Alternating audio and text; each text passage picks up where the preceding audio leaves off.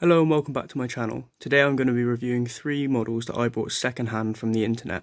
I know many people are skeptical about this, but I'd like to show you what you can get when you look in the right place. First up, we have the Hornby Class 60 in Loadhaul livery. This wasn't just about it being a second-hand model, it was also that some people don't like Hornby models, and I was kind of skeptical about that too.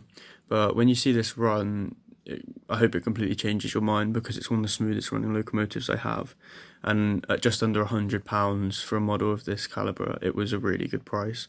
I found it on eBay, but I looked at who was selling it and it was Hampshire Models, and so I went on the website, and it's obviously that's a good place to start if you're going to get a second-hand model, is a website that's well trusted and has a good reputation. And I have to say that it could perfectly match the description. The box it came in was a bit worn, which is what it said. It runs excellently like it said, has no missing parts like it said. A couple of the buffers are a bit wonky, but they're easy to straighten yourself, so no complaints at all. Lights work fantastically. One thing I'd like to add is the crazy amount of detail this locomotive has. If you look at the bottom of it, and particularly through here, through the grating, you can actually see right through to the other side of the locomotive. Here I have a bike torch, and if I get it, you can see, so if I shine it through, you can see right through the engine. Which, if you've ever seen one of these locomotives in real life, you can't actually see through them, so it's a really nice feature they've added. These doors also open ever so slightly, and they're sprung, so they come back nicely. The buffers are sprung. Shall I show you now? Oh, that one's not. Yeah, these ones are sprung buffers. Oh yeah, that's one thing. So like I said, the buffers are a bit wonky, and this one is locked for some reason, but I think it, it comes in and out of it. Yeah, so it's just a bit stiff. Look, it gets stuck in place. You have to pull it out, but again, not really. I don't really mind. I don't like sprung buffers aren't a deal breaker for me. But I know a lot of people like them. It often just indicates a quality model. But I think the only real wear and tear on this model seems to be the buffers. Other than that, it runs absolutely brilliantly. I'll just start it up now. You may have seen in the previous videos that this has absolutely no problem running with those TEA wagons you can see in the background, and it hauls a rake of 6 with absolutely no problem. You can see it's very smooth runner here, and you can hear how quiet it is.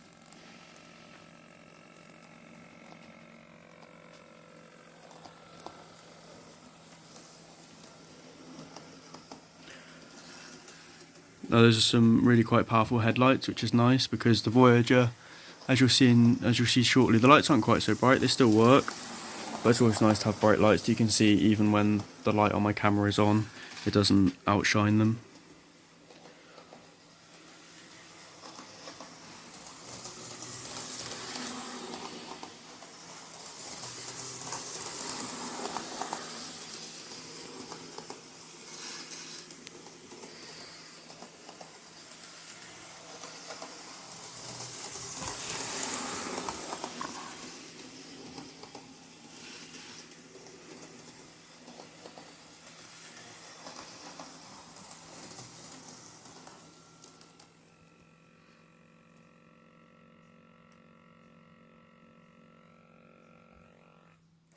Second up, it's the Bachmann Class 70 Freightliner without the air intake modifications, and it's actually weathered. I got this again for just under £100 from Hampshire Models. It was the same order actually. This one came without a box, it's just bubble wrapped, but as long as it gets there in one piece, I really don't mind how it comes. It just knocked the price down a bit in my eyes. The only thing is it missed a detail pack, so I don't have that, but I'm sure I could find that online somewhere. But I'm not really fussed, because if you look along the side of it, the amount of detail on this thing is ridiculous anyway.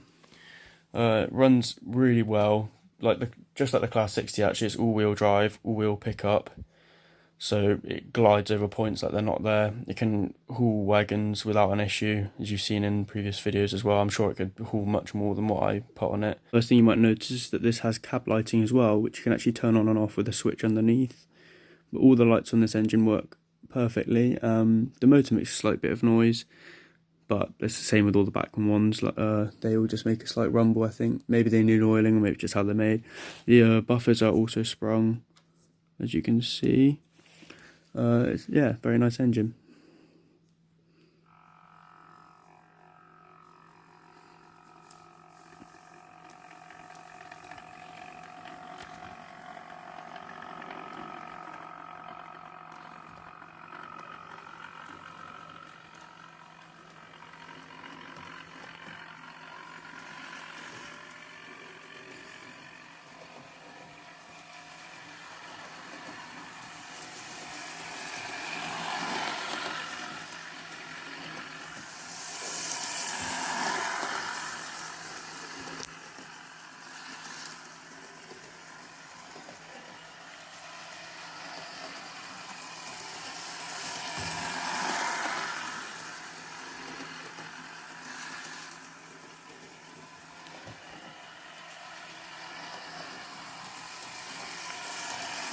Last but not least is the cross-country Class 221 Super Voyager.